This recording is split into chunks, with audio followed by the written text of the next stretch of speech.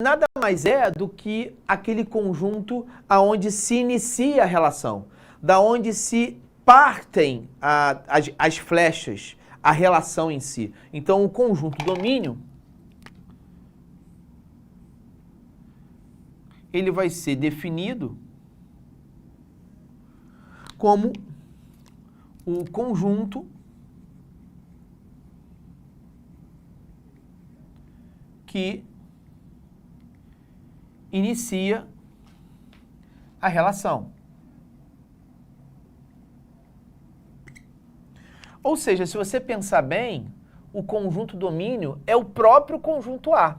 Então, se eu chamar o conjunto domínio de D em F, domínio da função, o domínio da função é o próprio conjunto A. Bom, além do conjunto domínio, a gente também tem o conjunto contradomínio. E o conjunto contradomínio, que eu vou definir como sendo contradomínio da função. Ele vai ser o conjunto que finaliza a relação, aonde eu observo que a relação ela se finalizou, ela se concluiu. Ou, se você quiser, no meu esquema, é o conjunto da onde as flechas chegam, né? Então, nesse caso, fica muito claro que o conjunto domínio é o próprio conjunto B. O contradomínio da função, portanto, é o próprio conjunto B. E existe um terceiro conjunto aqui, né? Existe um terceiro conjunto aqui que a gente vai chamar de conjunto imagem. Conjunto imagem. E nesse conjunto imagem, talvez não seja assim tão explícito quanto o conjunto domínio e contradomínio, mas o conjunto imagem também é fácil de você entender. O que é o conjunto imagem que eu vou representar aqui pelo símbolo I, M de F? Aqui o conjunto domínio, perdão, o conjunto imagem, nada mais é do que os elementos do conjunto contradomínio que se relacionaram, né? Então, quais foram os elementos do conjunto contradomínio que receberam flechas? O 1, o 3 e o 4. Então, o conjunto imagem nada mais é do que o conjunto formado por esses três elementos, pelo 1, pelo 3 e pelo 4. É fácil, portanto, você chegar à seguinte conclusão, né? É fácil você chegar à conclusão de que a imagem sempre será um subconjunto do conjunto contradomínio, né? Necessariamente, né? A gente pode chegar a essa conclusão. Logo, o conjunto imagem será um subconjunto, uma parte desse conjunto do conjunto contradomínio.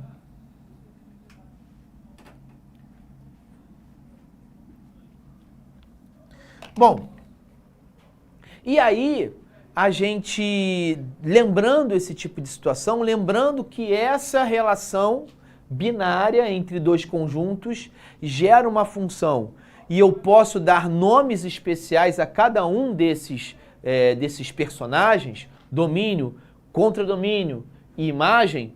Agora a gente vai para um outro tópico da aula, que é qualificar a imagem dessa função, qualificar a forma como se relacionaram esses dois conjuntos, mas principalmente analisando como as setas chegaram. Então, sendo um pouquinho mais específico agora, eu vou analisar e classificar a relação, uma possível relação entre a função estipulada, a imagem dessa função e o contradomínio dessa função. Eu vou explicar melhor através de exemplos, né? Então, classificação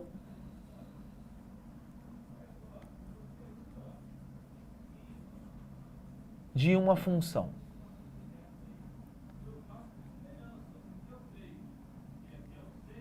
Então, observa esse primeiro exemplo. Observa aqui esse primeiro exemplo. Vamos imaginar que eu tivesse aqui um conjunto A formado de novo pelos elementos Azinho, Bzinho e Czinho, correto? Ok? E junto a esse conjunto, eu tenho agora um segundo conjunto formado agora pelos elementos, um segundo conjunto formado pelos elementos, deixa eu botar aqui, bom, formado pelos elementos 1, 2, 3 e 4. Tal qual esse aqui, tá? A relação, inclusive, vai ser bem parecida. O elemento A, ele se relaciona com 1. O elemento B se relaciona com 2. E o elemento C se relaciona com 3. Quero que você observe, nesse exemplo, bem parecido com o primeiro, eu quero que você observe que esse elemento da imagem, ele só se relacionou com esse elemento do domínio. É como se houvesse uma exclusividade. O 1, ele só se relaciona com A, ele não se relaciona com absolutamente mais ninguém. Observa que isso não acontece somente com o elemento 1, isso acontece com o elemento 2 e também acontece com o elemento 3. Existe uma ideia de exclusividade das imagens em relação aos seus respectivos domínios. Isso não acontece em toda e qualquer função. Isso não acontece. Basta você lembrar, por exemplo, em funções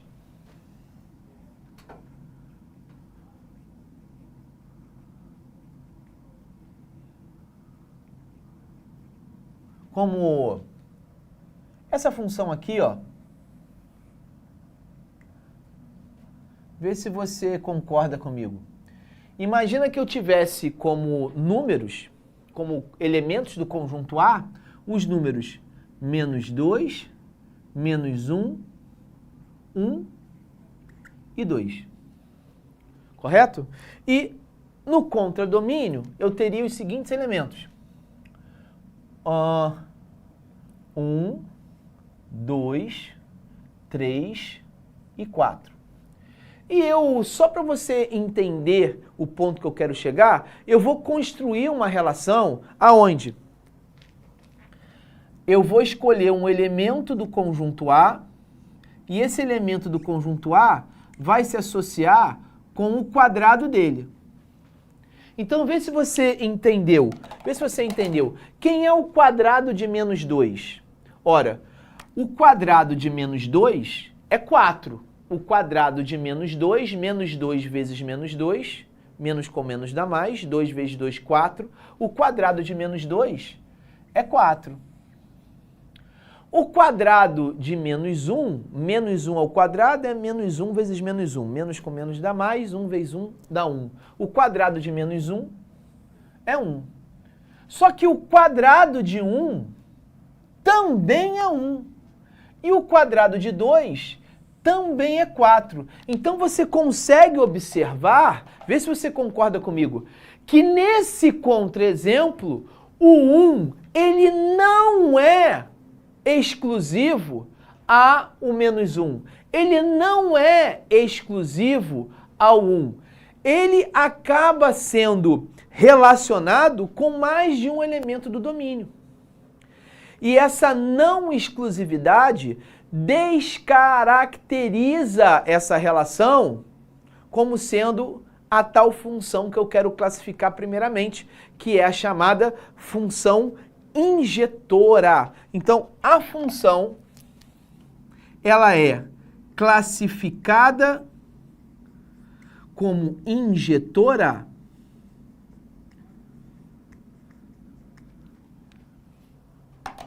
quando eu consigo garantir que as imagens elas são exclusivas. E observa, eu estou afirmando que não são algumas. Todas as imagens, elas deverão ser exclusivas para que a função seja classificada como uma função injetora. Então observa, ó, o 1 só se relacionou com A, o 2 só se relacionou com B, o 3 só se relacionou com C. Então, esse tipo de função é uma função injetora. Por quê? Porque o 1 é exclusivo do A, o 2 é exclusivo do B, o 3 é exclusivo do C. Todos os elementos da imagem são exclusivos a um certo elemento do domínio. Isso é o que classifica uma função como injetora. Glaucio, existe função que não é qualificada como injetora? Está aqui no quadro. Essa função, ela não é uma função injetora.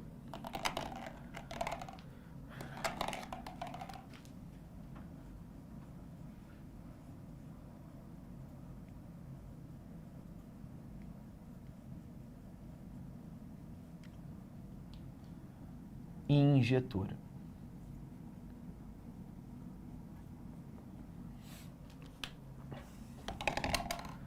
Glaucio, você pode me dar um exemplo um pouco mais palpável, um pouco diferente desse, do que seria uma função injetora? Poderia. Imagina que você tivesse o conjunto A formado pelos elementos, deixa eu ajeitar aqui, formado pelos elementos também 1, 2, 3 e 4. Vou botar só 1, 2, 3. 1, 2 e 3. E vamos imaginar que o conjunto B fosse formado pelos elementos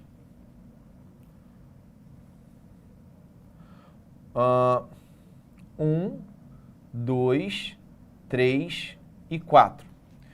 E eu vou estipular que o conjunto A vai se relacionar com o conjunto B da seguinte maneira.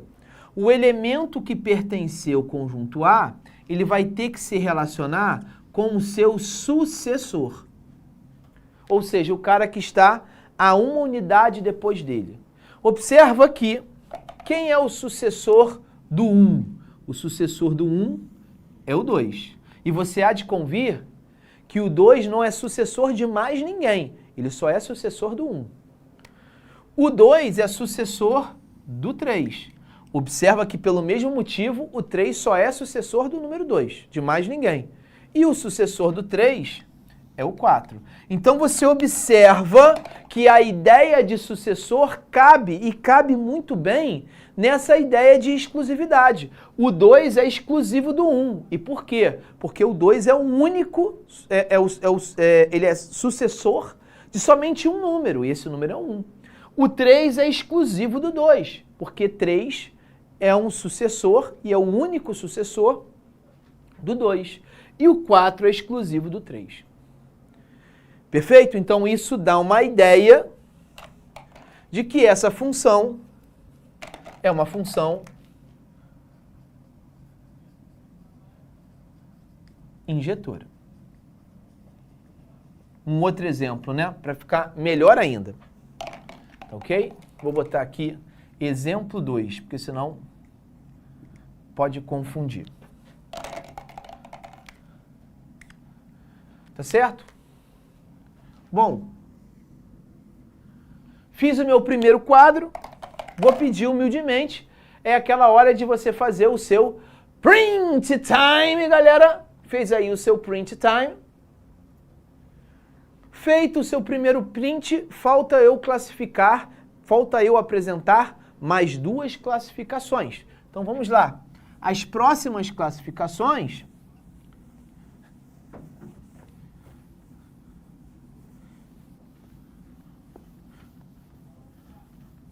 vão ser, vamos lá. Exemplo 3. Então, olha, conjunto A, conjunto B. Eu tenho agora A, B, C.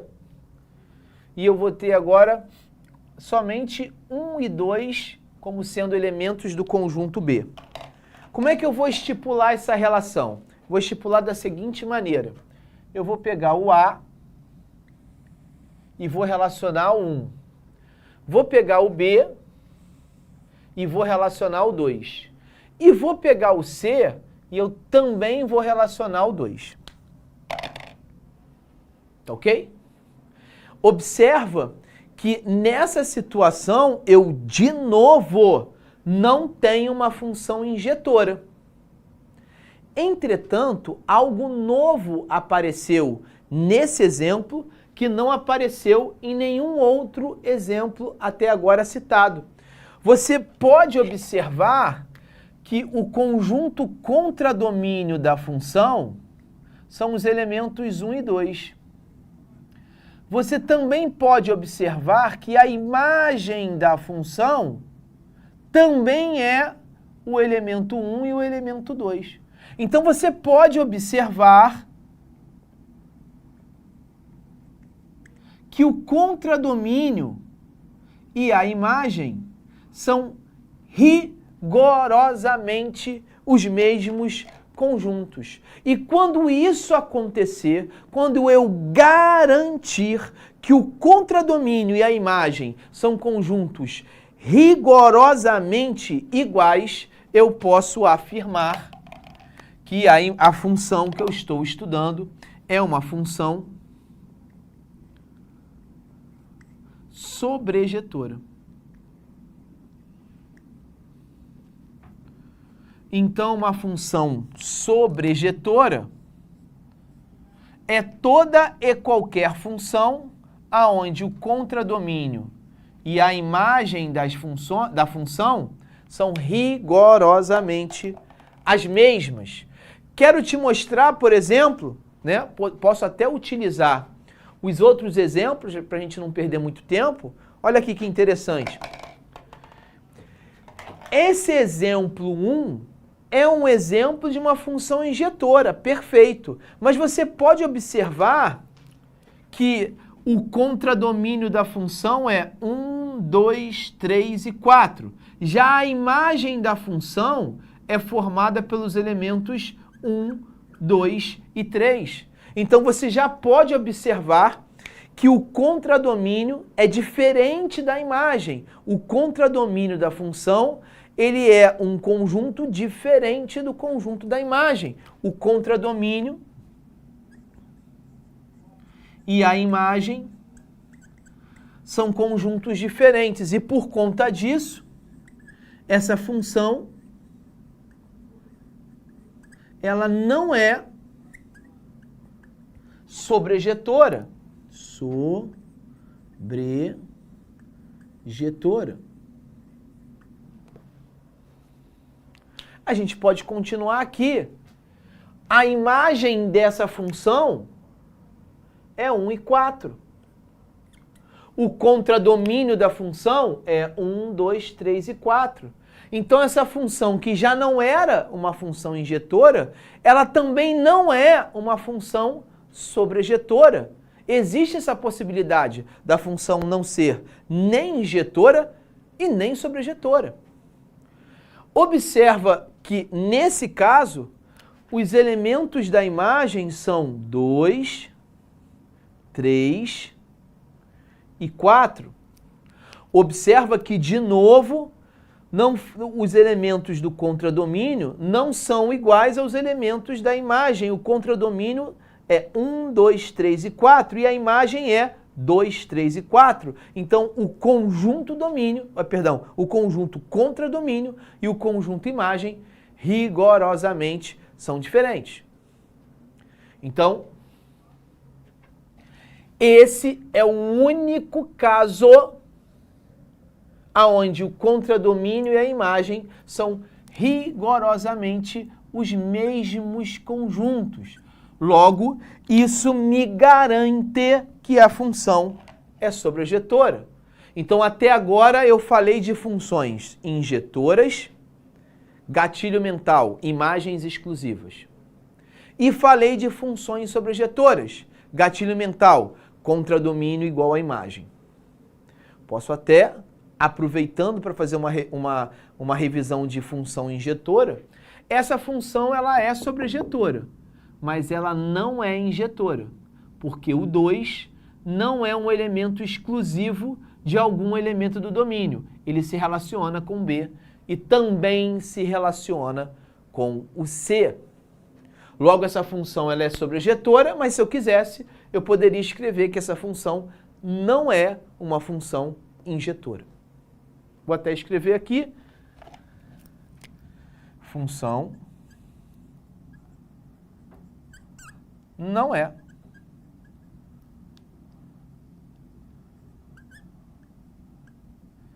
injetora. E por quê, né? Porque as imagens não são exclusivas. Bom, e aí falta a gente chegar à seguinte pergunta. Ora, eu encontrei uma função, um exemplo de função, que não é nem injetora e nem sobrejetora. Será que eu posso encontrar função que é justamente ao contrário? É uma função que é injetora e também é sobrejetora? Observa essa situação aqui, pessoal. Observa essa situação aqui, ó. Vamos imaginar uma relação, uma função, melhor dizendo, entre dois conjuntos, aonde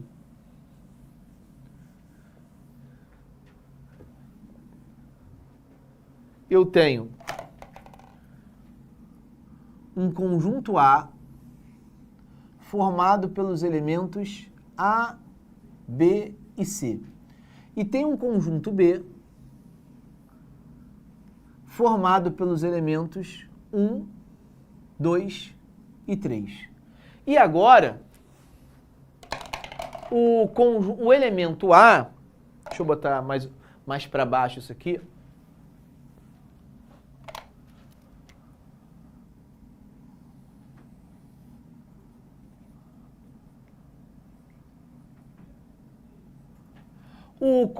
O elemento A, ele vai se relacionar com 1, o B vai se relacionar com 2 e o C vai se relacionar com 3. Uma função mais óbvia possível, vamos dizer assim, né? Então, você observa que nessa situação, eu tenho, primeiro, o 1 é exclusivo só do A, o 2 é exclusivo só do B, o 3 é exclusivo só do C. Então, aqui eu consegui garantir a exclusividade de imagens.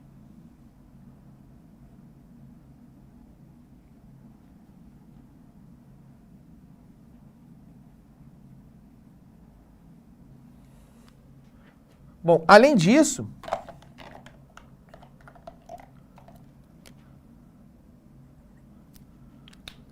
eu também percebo que o contradomínio da função e a imagem da função estão sendo representados por um mesmo conjunto. O conjunto contradomínio da função e o conjunto imagem da função são rigorosamente iguais. Então, você pode observar que eles acumularam as duas qualidades.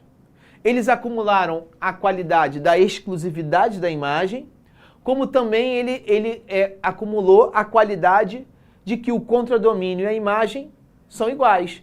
Quando isso acontece, a gente pode afirmar que a função ela é injetora, como também ela é sobrejetora.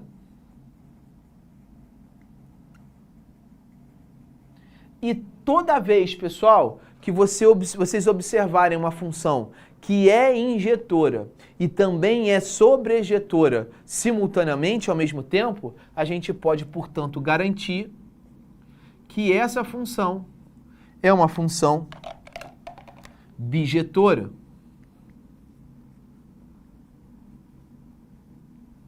Então, vamos para uma coisa um pouco mais concreta, parecida com o que está aqui. Vamos imaginar que eu estivesse um conjunto A formado pelos elementos 1, 2 e 3. E agora eu vou ser esperto. Eu vou fazer um conjunto B formado apenas pelos elementos 2, 3 e o 4. E eu quero pegar um número do conjunto A e relacionar com o seu sucessor.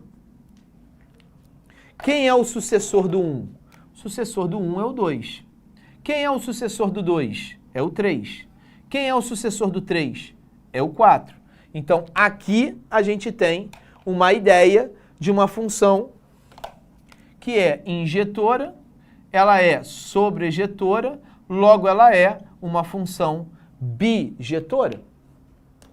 Portanto, a gente consegue qualificar, a gente já conseguiu trabalhar com a primeira parte da aula. A minha primeira intenção da aula era revisar a função e já entrar com essa classificação, classificar uma função quanto à qualidade da imagem, quanto ela ser injetora, alguns livros também chamam de injetiva, sobrejetora ou sobrejetiva e bijetora ou bijetiva ou ainda biunívoca. Tudo bem? Se você quiser, eu vou apagar essa parte aqui.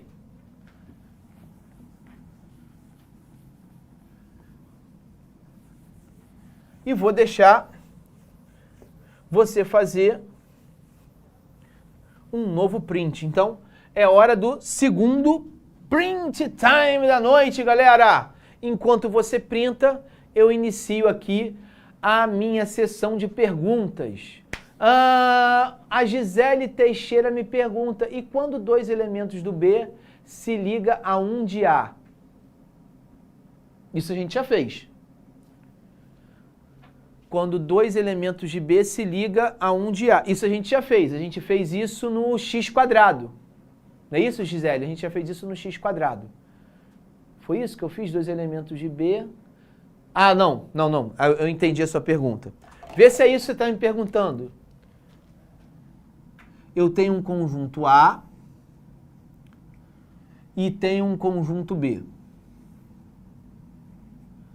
E aí eu tenho A, B e C.